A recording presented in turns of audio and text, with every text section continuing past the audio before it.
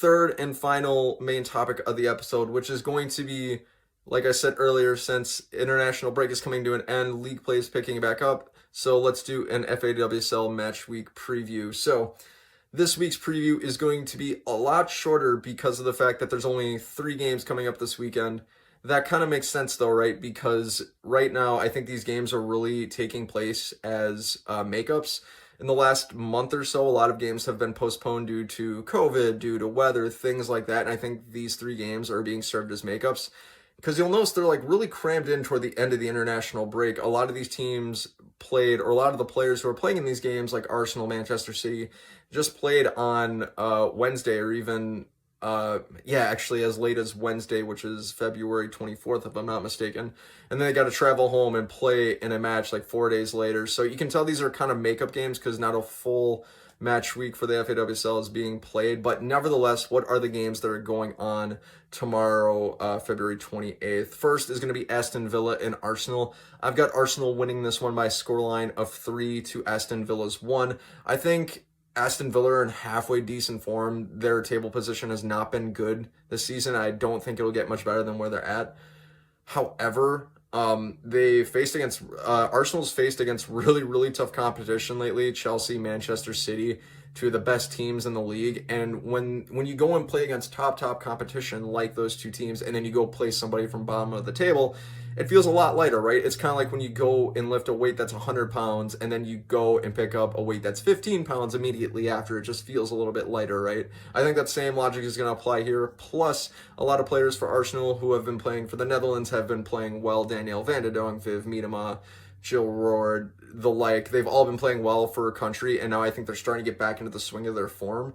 And I think that's going to show this game. So that's why I've got Arsenal winning this one by a scoreline of 3-1 and getting some much needed points. So we'll see how that pans out. The next game going on in that match day is going to be Birmingham City and Manchester City. Manchester City is going to win by a lot. It's just a matter of how much. If you guys have not watched Manchester City lately, you have not witnessed sheer domination. It's kind of impressive how much they've been crushing really good teams by. They just beat Man United 3-0 like it was nothing. It was like the equivalent of snapping a toothpick in half. And I'm speaking that as a very hurt Manchester United fan, but I'm willing to admit when other teams are just performing crazy well, like City is. So I've got Manchester City winning this one by a scoreline of 5 to Birmingham City's 0. Mainly for the reason that I don't see Manchester City losing for the rest of the season. Literally, I think they're going to be champions and win it all. And I also think they're going to win the Champions League. That's a whole nother discussion, though. Moving on to the last game of the weekend is going to be Tottenham and Everton. Everton have kind of struggled a little bit recently. They haven't quite found their footing. They've drawn the last 2 games and they've really needed points. They really need a breakthrough this game, I think. And Tottenham is likely going to be a little rusty because they had a match postponed right before the international break. And they haven't played since like the first few days of February. So it's been a long while for them. So I've got Everton beating Tottenham by a scoreline of 2-1. So teams are going to get some much needed points. I think Arsenal and Everton are going to get much needed points, as well as Man City. Man City necessarily doesn't need the points, but however, if they want to win the title, obviously you got to win every game because you're racing Chelsea at this point. All right, ladies and gentlemen, so that'll do it for the match week preview, or the match weekend preview. It's going to be a short one for the FAWSL. What are your score predictions for the matches? If you've got any, feel free to jump down in the comments below and let me know what you think.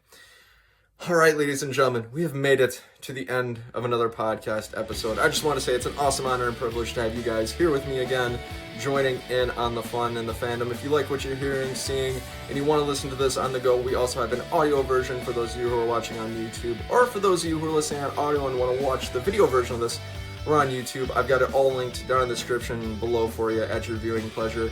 Ladies and gentlemen, I've been Bryce. This has been the Women's Soccer/Football Podcast. I hope to see you on our platforms like TikTok, Instagram, and the like, and also in the next podcast episode.